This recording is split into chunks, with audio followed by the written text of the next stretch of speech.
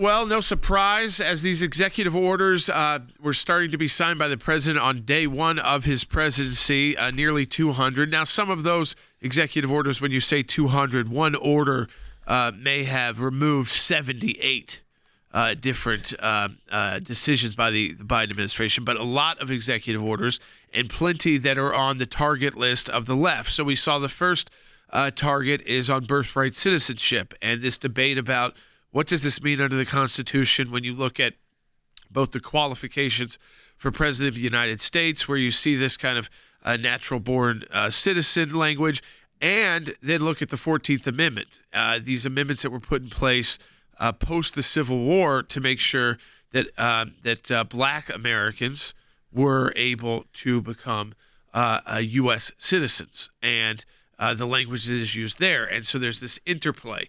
It has been used, of course, very broadly. We've talked to you about that, the interpretation of what it means to be a natural-born citizen in the United States for many decades has been extremely broad, to the point of we don't punish the child, so it doesn't matter what the parents' actions were. If the child was born here, they should have the protections of the United States. The question here is should that be limited based off how the parents came into the United States? This judge, this is the district court judge, has put a TRO. Now, that doesn't mean that this is on hold indefinitely.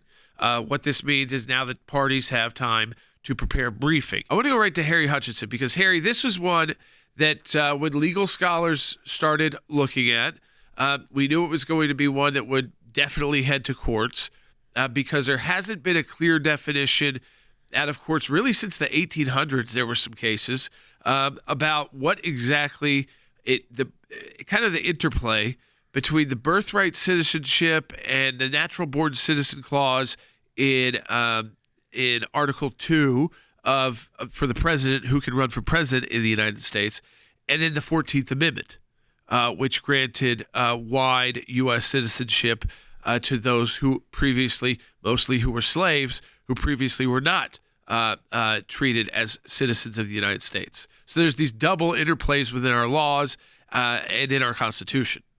I think you're precisely correct. And so one of the places to start is with the objective of the 14th Amendment. The objective of the 14th Amendment was designed to deal with the status of former slaves. And secondly, we should consider the legislative history attached to the 14th Amendment, Section 1. And if you look at the legislative history, there is a clear and unmistakable argument in favor of Donald Trump's position. However, I think if you look at the weight of current legal authority, there is a clear counter-argument to the president's position. And so ultimately this issue will have to be decided, I think, by the United States Supreme Court. So one of the arguments in favor of Donald Trump's position is a practical argument in the sense that some people have attempted to, if you will, game the system by having a child here, even though they are here illegally. But in reality, individuals that are in this country fall into 3 or 4 categories. Legal immigrants, individuals that are here legally but temporarily, so for instance on a work visa, and then individuals that are here clearly illegally. And I think President Trump's executive order is primarily aimed at the third category. This does not mean that President Trump will prevail in the end, but I'm sure hundreds of thousands of dollars, probably millions of dollars, will be spent litigating this case. At least 5 lawsuits have already been filed. More lawsuits are likely to be filed in the future, but we simply do not know at this particular point if you look at the legal precedents. I'll just turn to both of you as the legal experts in the room here. When he issues these executive orders, is there the assumption that sometimes this is going to happen? Were they aware, do you believe, that with this one, this is just to start the conversation, to get it going? Precisely. I mean, there's a set of executive orders that have come in play that is pretty usual. When a Democrat comes in, they get rid of the Mexico City policy. When a Republican comes in, they put the Mexico City policy back into force. It's about international funding of abortion. So those pretty clean. Those are and it's been back and forth that way. So there's that set of executive orders where the president can clearly act. For instance, directing 10,000 troops to the border, things like that. I don't know if that came through executive order or just his decision making.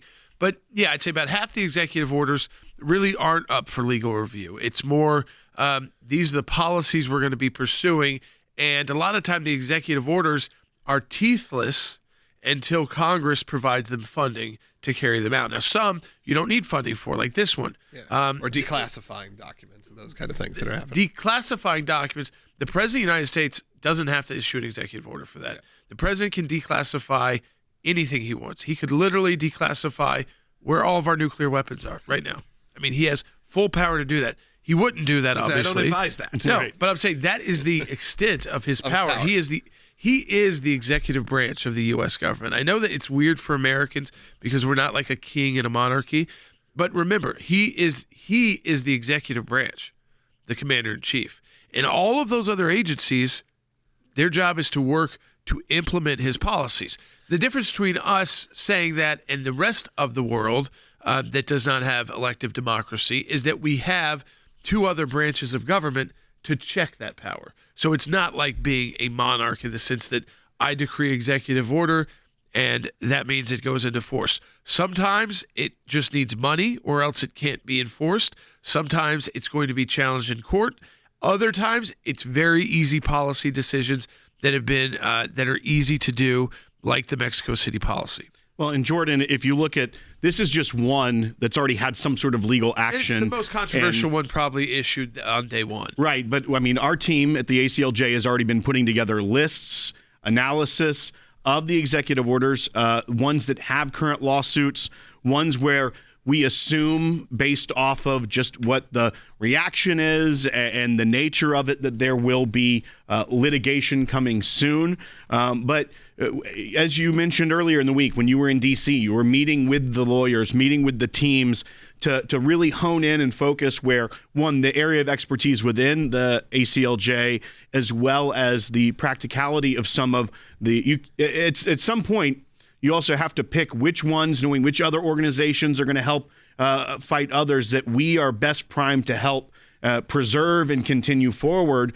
But I know that that's a big priority here at the ACLJ as we look at how we can offer our legal filings to help continue this forward. The most important executive order that President Trump has issued so far, in my opinion, is the one to overhaul the civil servants. And he did it in a way that was more specific. So it wasn't saying all civil servants can just be fired for no cause. The bureaucrats. We know this is how you drain the swamp, right? So what he did and what they did in the language was say that if you are a non-presidential appointee who are a policymaker, though, so you're a career policymaker in the federal government, that you are not going to get the typical protections employed by civil servants and can be fired at will if you are unwilling or even going a step further and putting roadblocks in place to implementing the president's policy, so that you're not, even though you might be a civil servant because you aren't a presidential choice, because you have a role in policy making, if you are not going to implement that policy just as strong as the political appointees. So if you're someone they know is going to try and undermine or already is undermining, that they can remove you or fire you. They can remove you to a different position that doesn't have policy-making abilities,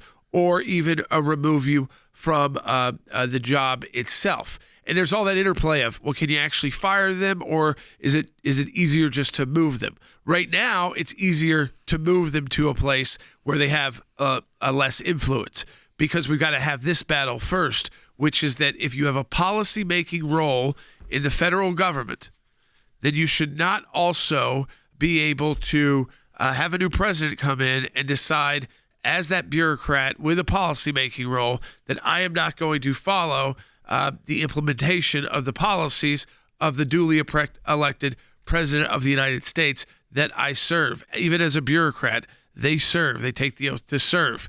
And so this would make it easier to remove those. To me, when you're talking about the bigger issue of draining the swamp so that when these cabinet members get into their positions, they can actually get the job done, that is key. This civil servant reform is so key to so many conservative efforts when you're not just talking about one issue, but you're talking about changing Washington, D.C., and the way our federal government works for the better. Support the work of the ACLJ. We need you to donate at aclj.org. We've already seen the lawsuits start coming in on President Trump's executive orders. They're flying. It's fast. It's furious. Our team is on it. They've got it against Doge, which is interesting, too, because it's just really an advisory committee, which the president is allowed to set up. We've been meeting, again, with our senior legal teams to figure out where to go first, but we need your support. Donate today, aclj.org.